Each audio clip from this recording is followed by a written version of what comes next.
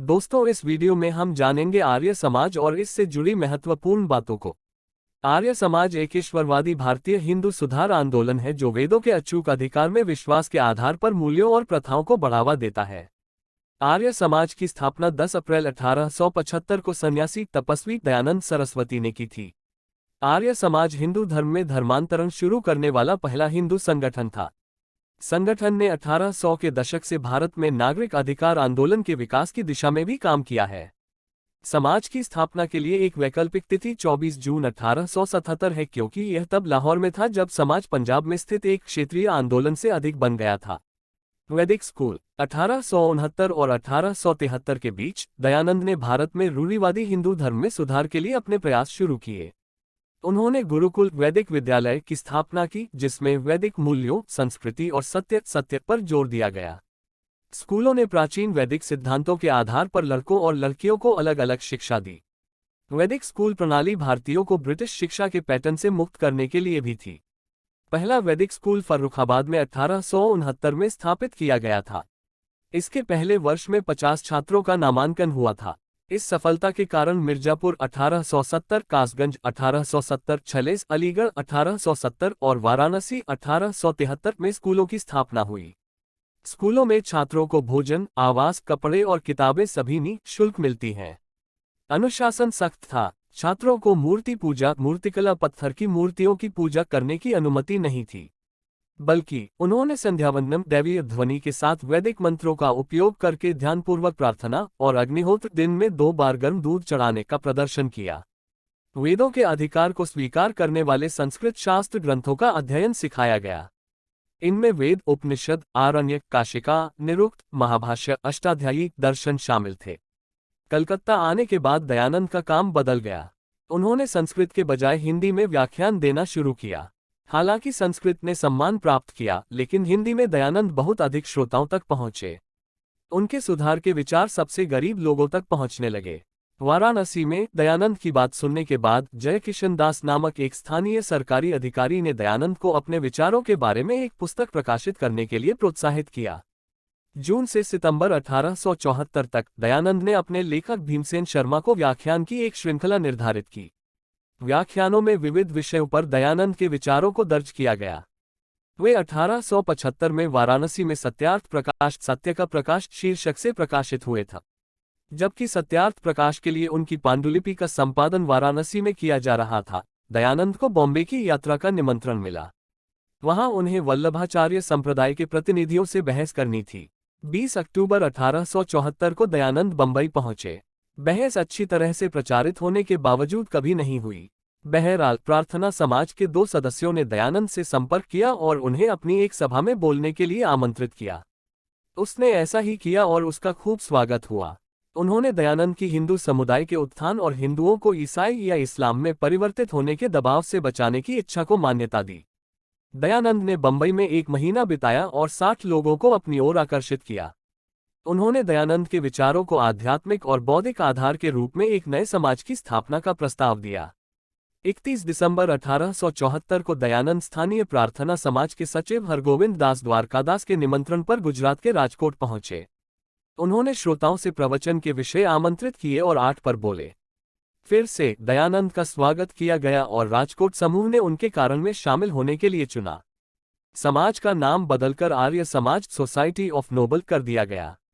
दयानंद ने अनुयायियों के लिए 28 नियमों और विनियमों की एक सूची प्रकाशित की। राजकोट छोड़ने के बाद दयानंद अहमदाबाद चले गए, लेकिन 27 जनवरी 1875 को एक बैठक में उनके दर्शकों ने एक नया आर्य समाज बनाने का चुनाव नहीं किया।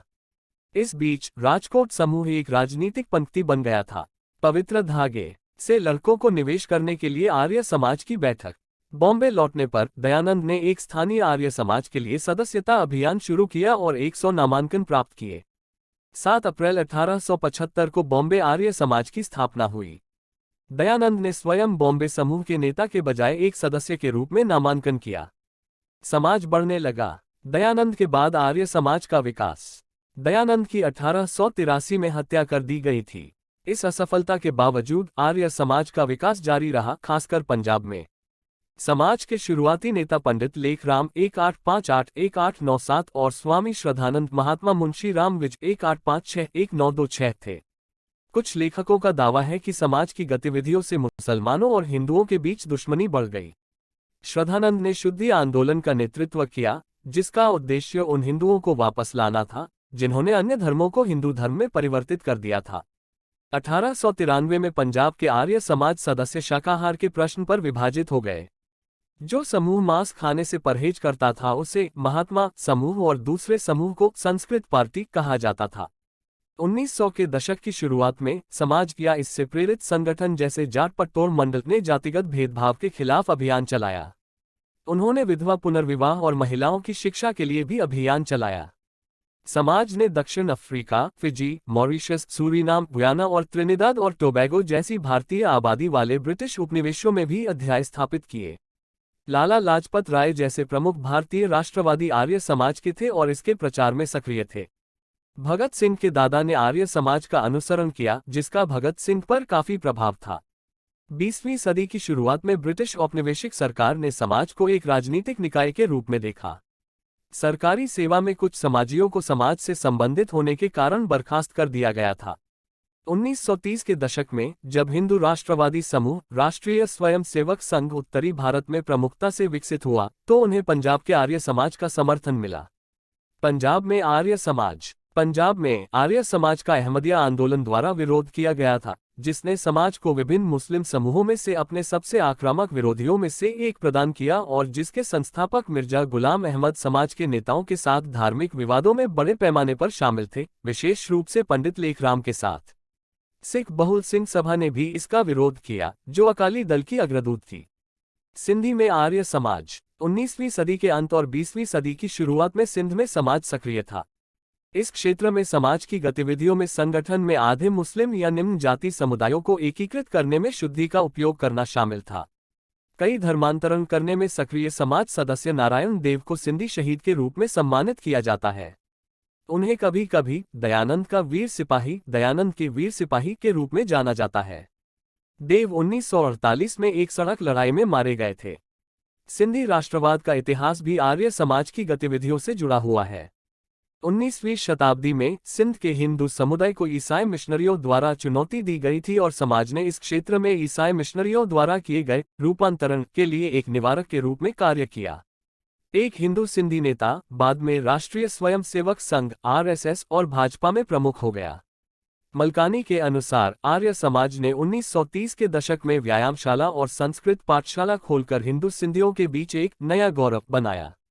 गुजरात में आर्य समाज गुजरात के सदस्यों के आर्य समाज पंजाब के मिशनरी थे, जिन्हें महाराजा सयाजीराव गायकवाड़ III द्वारा अछूत जातियों के बीच शैक्षिकी कार्य करने के लिए गुजरात जाने के लिए प्रोत्साहित किया गया था।